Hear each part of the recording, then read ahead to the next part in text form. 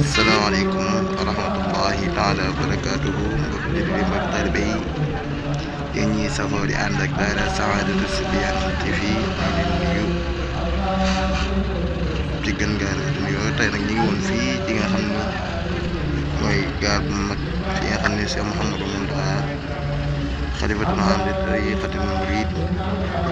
moo joxe woon ndigal ngir ñu daaneel ko ngir ñi nga xam ni jigéen ñi nga xam ni ñu ngi fiy dégg ak ñi nga xam ne moom la askan wi dund ci affaire banditisme yi nga xam ne ñoo fi am di leen nuyu di leen ziara tey nag ñu teewal leen fii fas yéene déggal ci lépp loo xam ne mi ngi fi am mel ni comme ni ngeen ko gisee noonu ci image yi ay étage yu mag ngeen gis ñu daan ko foo xam ne defal nañ fi ay millions kon nag si Mountakha joxe ndigal nag ñëpp jafe ko muy lu jafe-jafe nag waaw kon daal comme ni ngeen ko gisee noonu ci image rek.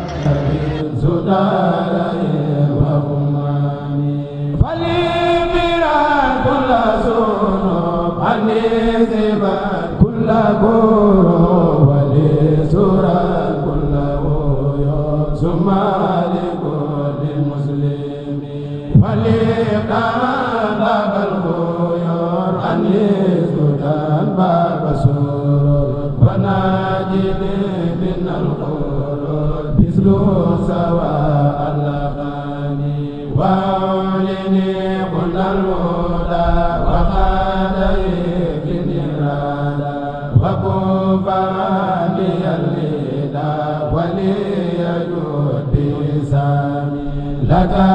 أبير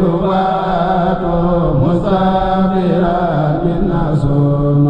لكي أباركه